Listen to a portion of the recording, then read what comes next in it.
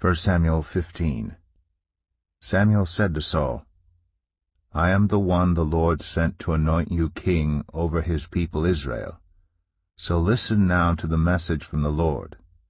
This is what the Lord Almighty says.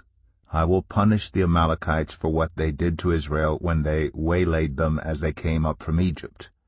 Now go, attack the Amalekites, and totally destroy all that belongs to them. Do not spare them. Put to death men and women, children and infants, cattle and sheep, camels and donkeys.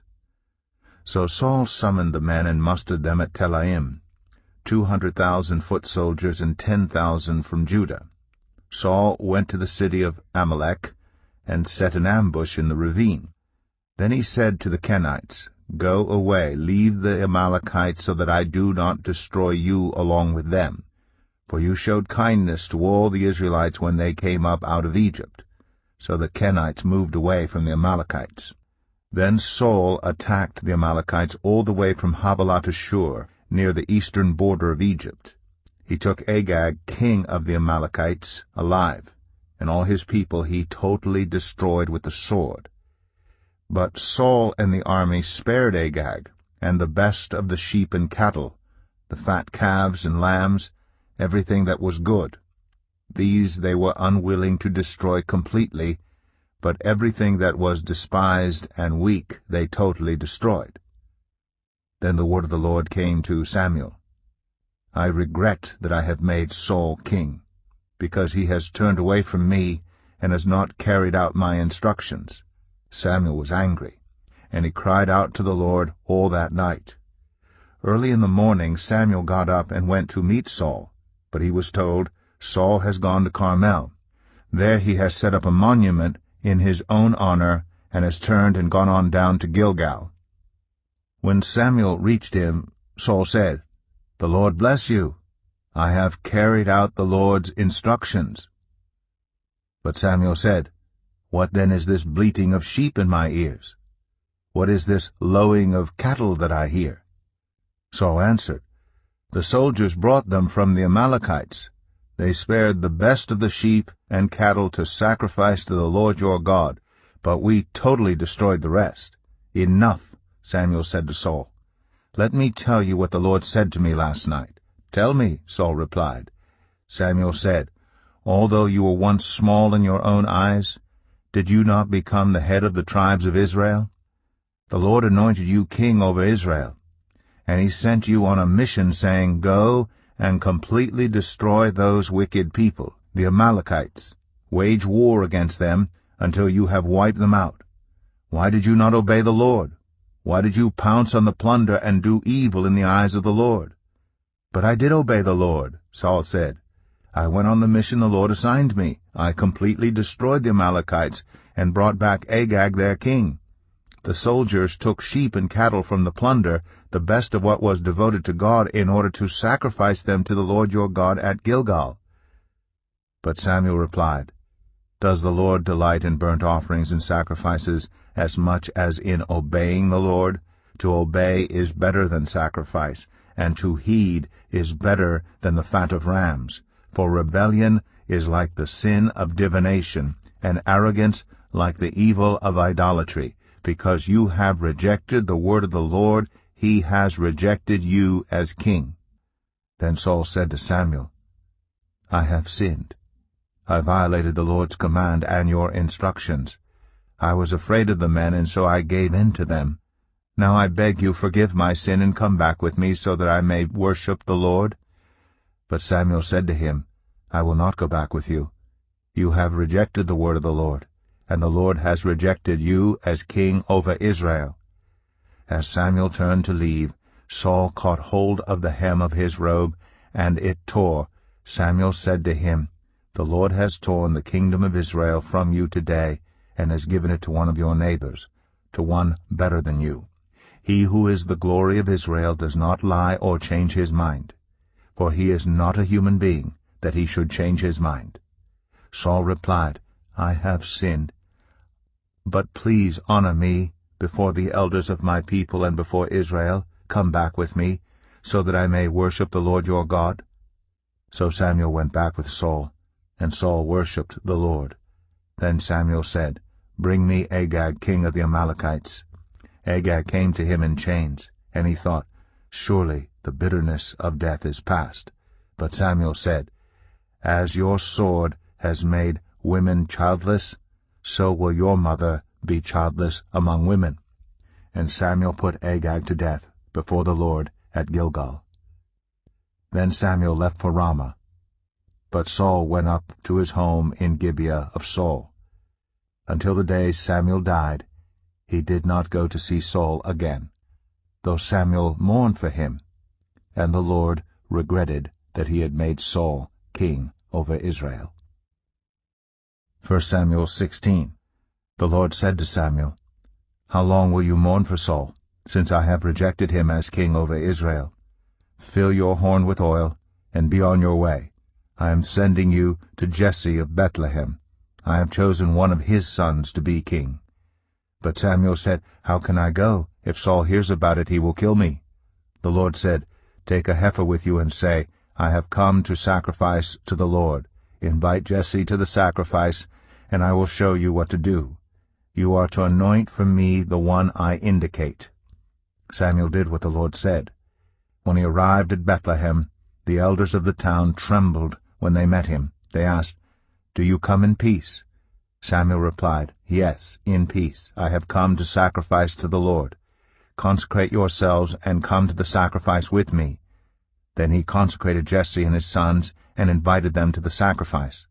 When they arrived, Samuel saw Eliab and thought, "Surely the Lord's anointed stands here before the Lord."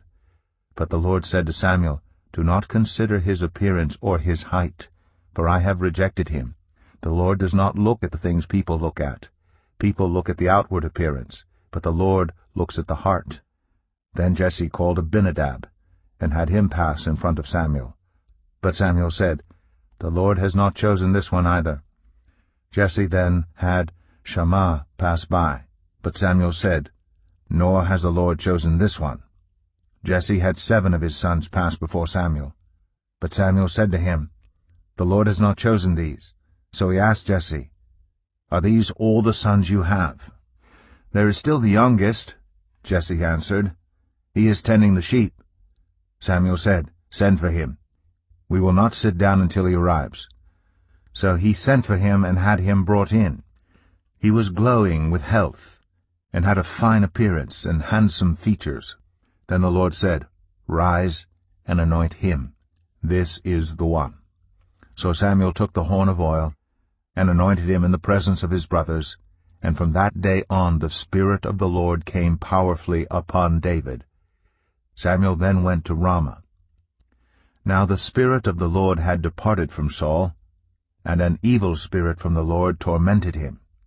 Saul's attendant said to him, "See, an evil spirit from God is tormenting you. Let our Lord command his servants here to search for someone who can play the lyre. He will play when the evil spirit from God comes on you, and you will feel better." So Saul said to his attendants, "Find someone who plays well, and bring him to me." One of the servants answered, "I have seen a son of Jesse of Bethlehem who knows how to play the lyre. He is a brave man and a warrior. He speaks well and is a fine-looking man, and the Lord is with him." Then Saul sent messengers to Jesse and said, "Send me your son David, who is with the sheep." So Jesse took a donkey loaded with bread, a skin of wine, and a young goat, and sent them with his son David to Saul. David came to Saul and entered his service. Saul liked him very much, and David became one of his armor-bearers. Then Saul sent word to Jesse, saying, "Allow David to remain in my service, for I am pleased with him." Whenever the Spirit from God came on Saul, David would take up his lyre and play. Then relief would come to Saul, he would feel better, and the evil spirit would leave him. 1 Samuel 17. Now the Philistines gathered their forces for war, and assembled at Socoh in Judah. They pitched camp at Ephes-Dammim, between Socoh and Azekah. Saul and the Israelites assembled and camped in the valley of Elah, and drew up their battle line to meet the Philistines. The Philistines occupied one hill, and the Israelites another. with the valley between them.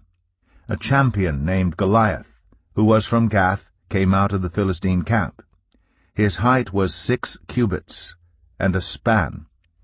He had a bronze helmet on his head and wore a coat of scale armor of bronze weighing 5,000 shekels. On his legs he wore bronze greaves, and a bronze javelin was slung on his back. His spear shaft was like a weaver's rod, and its iron point weighed 600 shekels. His shield-bearer went ahead of him. Goliath stood and shouted to the ranks of Israel, "Why do you come out and line up for battle? Am I not a Philistine, and are you not the servants of Saul? Choose a man and have him come down to me. If he is able to fight and kill me, we will become your subjects. But if I overcome him and kill him, you will become our subjects and serve us." Then the Philistines said, "This day I defy the armies of Israel. Give me a man and let us fight each other."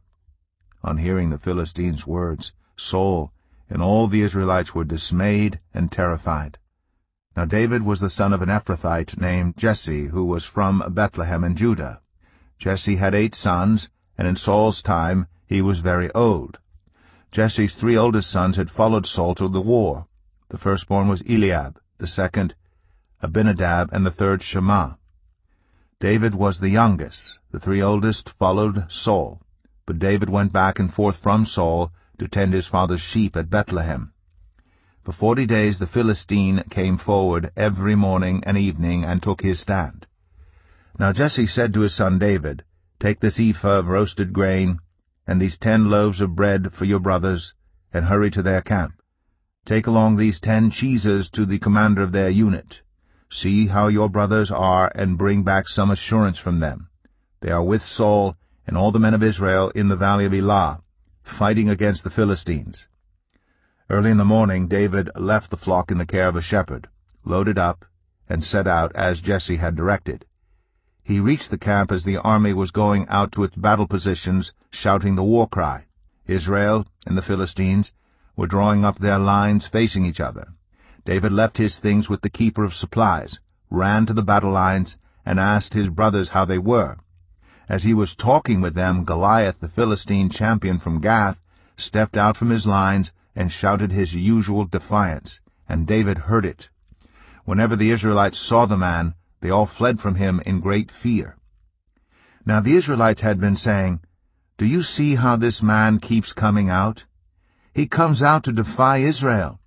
The king will give great wealth to the man who kills him. He will also give him his daughter in marriage, and will exempt his family from taxes in Israel." David asked the men standing near him, "What will be done for the man who kills this Philistine and removes this disgrace from Israel? Who is this uncircumcised Philistine, that he should defy the armies of the living God?" They repeated to him what they had been saying and told him, "This is what will be done for the man who kills him."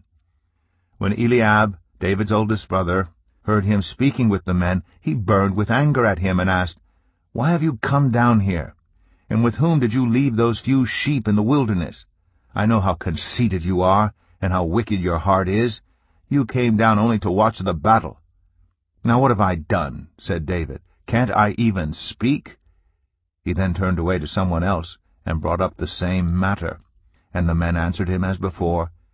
What David said was overheard and reported to Saul, and Saul sent for him. David said to Saul, "Let no one lose heart on account of this Philistine. Your servant will go and fight him." Saul replied, "You are not able to go out against this Philistine and fight him. You are only a young man, and he has been a warrior from his youth."